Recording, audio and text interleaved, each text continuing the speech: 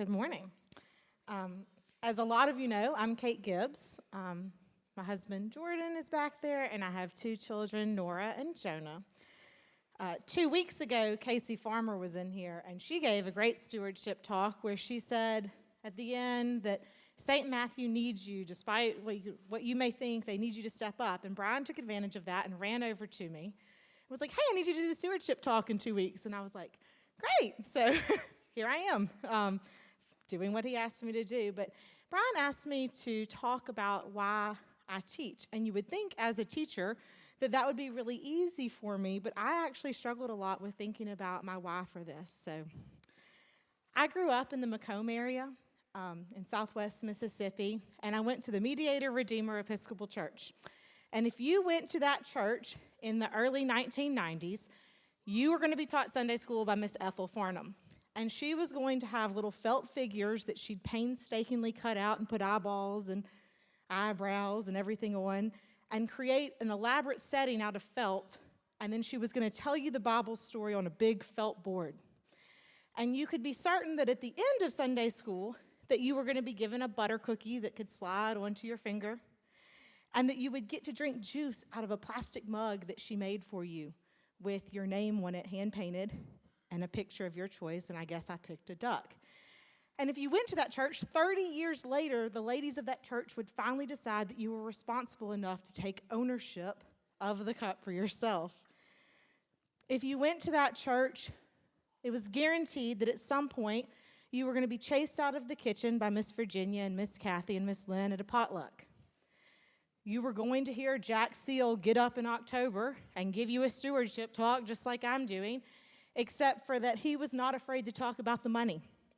I am, so I will not be talking about that. My point of all of that is that my church knew me really well, and I knew my church really well growing up.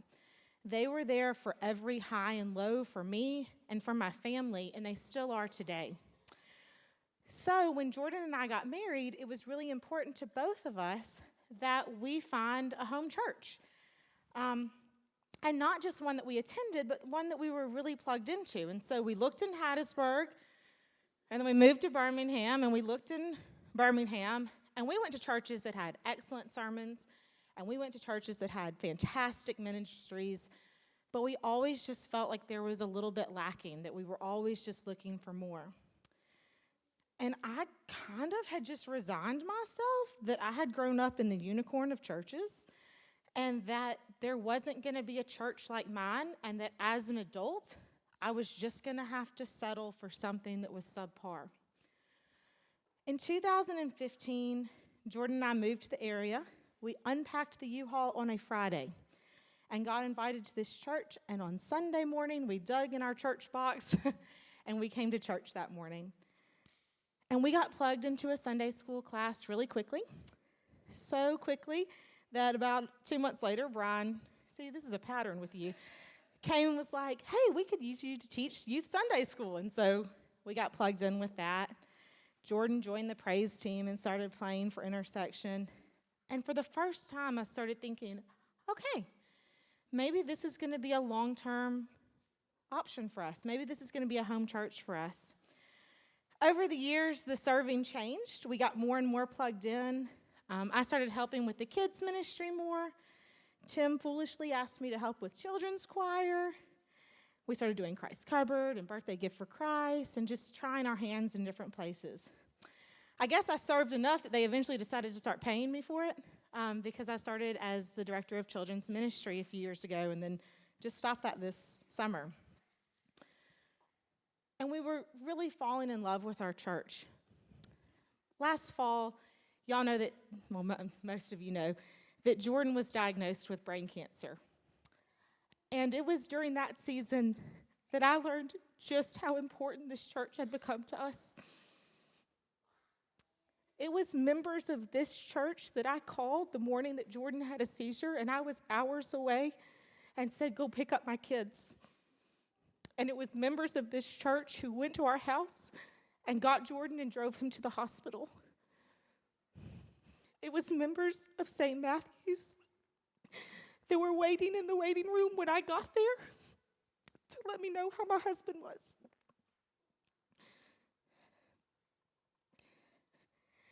It was members of this church that prayed for us in those early days when we didn't know what was going on and we were waiting to hear. It was members of this church that texted me nonstop. It was the pastor of St. Matthew's that was there on a Tuesday morning, holding our hands, distracting us mostly, but praying with us on one of the scariest days of our life. It was members of this church that pulled strings for us when we were in the hospital to make sure that we received the best medical care that we could get, and that still check on us monthly. It was members of this church who worked in the hospital and came by just to say hi and how were we doing. It was members of St. Matthew's that mowed my grass for months, making it look better than it's ever looked, and if you'll please come back. It was the people of St. Matthew's who brought us food for months, to the point that I finally had to say, enough, there are 3 Costco-sized Caesar salads in my fridge. I can't eat another bite. When I tell you it was overwhelming, the amount of love that we had in that moment. The people of St. Matthew's showed us what it looked like to be the hands and feet of Christ. Your acts of service in those months sustained our family. You taught us what it looks like to be followers of Christ. And you continue to show us that today. While I haven't seen any felt boards, my children are being formed by you. Jonah squeals, "My teacher," every time he sees one of his. I hear your voices when Nora's in the backseat of the car singing the songs that she learned on Wednesday Night Live. You show me every Wednesday when I get to go to the parlor for an hour and just vent about how hard it is to be a mom sometimes. You show me every Sunday with your warm smiles, your laughter, and your joy in seeing each other. We never really know what our gifts of time and service, big or small, may mean to someone. Our decisions may be what helps someone find a church home, find God, find a community, or just find a little light in the darkness. So Brian asked me to give a talk about why I teach, but it is so much easier to talk about what I've learned from all of y'all. No pressure, huh? No pressure. Good morning. My name is Katherine Herring, and I attend St. Matthew's with my husband, Brian, and our 3 girls, Blair, Katie, and Ann Travis, as well as my mother-in-law, Kay. Andy asked my husband and I to share our story during stewardship campaign. And yes, we were both supposed to be up here, but he'll get his moment in a little while. And since then, I've been a little nervous about what I would be able to say that could make a difference, especially after some of my amazing friends have already shared such wonderful messages. My husband and I both grew up attending churches of different denominations and sizes. The first time I attended a Methodist church was in elementary school. My parents knew the Methodist preacher around the corner from the Baptist church where we attended, so we would go to Sunday school and then drive around the corner to hear the sermon at the Methodist church. I was confirmed and attended throughout high school before attending college at Millsaps, which was when I moved to Jackson. Then when Brian and I were getting married and looking for a church we would attend together, neither of us had attended at one church regularly in Jackson, so we tried a variety. St. Matthew's was one of those churches, and we both felt something different when we came here. It didn't hurt that we had some friends here, and there was even a preacher from my grandfather's hometown of Bogachita. Something just felt like this was a good fit, and we joined shortly after we were married. Then we were busy with babies, and the pandemic happened, so we were never really in a rhythm of attending regularly. Following 2020, as we were all getting into a routine of gathering again, Andy reached out to Brian and I to see if we would be interested in joining a young couples class.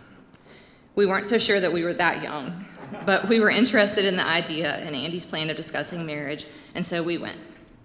It was a little awkward at the first meeting in the sanctuary and not really getting to see each other much outside of that hour. But fast forward a few years, and we've gone from awkwardly standing around at a Christmas party to meeting up to hang out for a few hours after church and organizing ladies' night out. By the way, I'm sorry I never planned that outing for the guys or that pickleball tournament.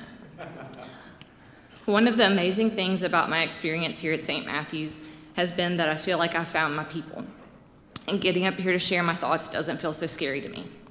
My family has a place where we come to spend time with the people that get us, and a place that feels like home. The girls rarely complain about getting up and getting dressed for church on a Sunday morning, and I'm often asked, how many days until I see Miss Dot? Can I go eat supper with Emmy or Alice? And a highlight of my service to our church now is helping with VBS or Children's Moment and teaching pre-K Sunday school. It is truly a blessing to spend time with the children of our church, and I'm pretty certain they do a better job of teaching me about God's Word than I'm doing for them. All that to say, during this year's stewardship campaign, there are so many areas where we can participate with our prayers, our presence, our gifts, and our service.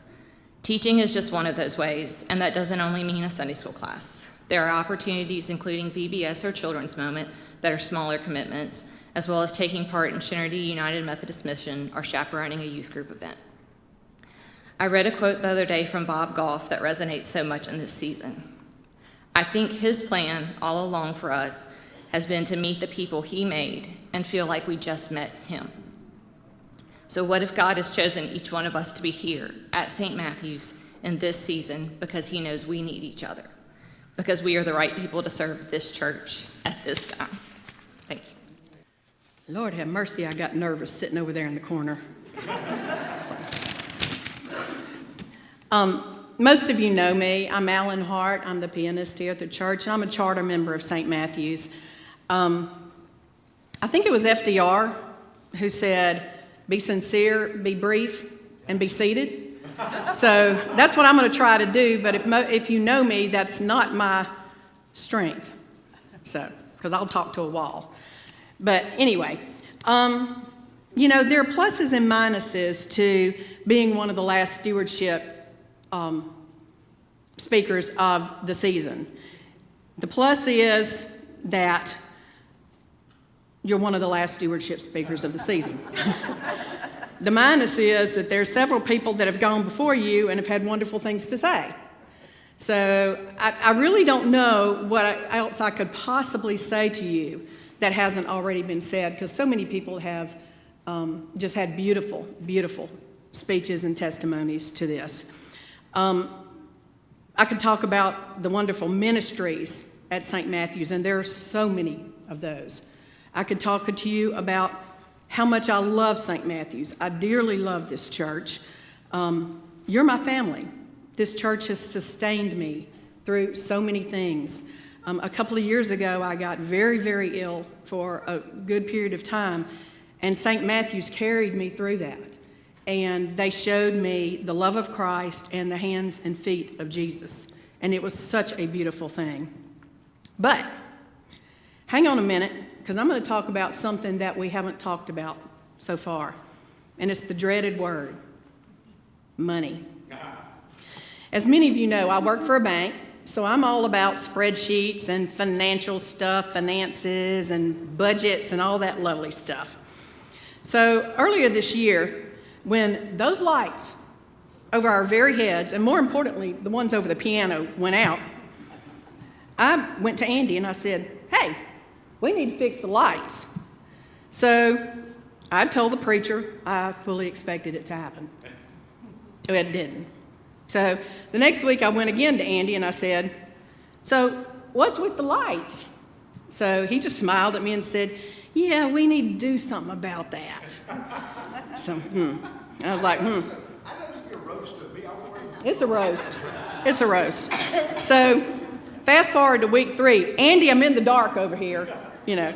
So he just laughed at me and said, yeah, I thought about that. Then he handed me this.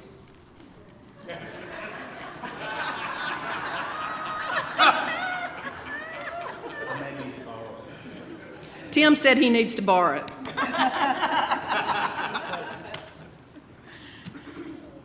Not exactly what I meant when I said, I'm sure my hair's messed up now. Not exactly what I meant when I said that we needed to fix the lights. So if we all don't want to have headlamps on, we need to pony up when it's time to commit, because we need to keep the lights on. But money isn't all that stewardship is about, not by a long shot. It's also about giving from our tithes, giving of our time and giving of our talents. When I was a child, I was afraid that if I prayed for the Lord to use me, I was scared he would send me to Africa. Because that's what people did when they served the Lord. They went to Africa to be the missionary, right?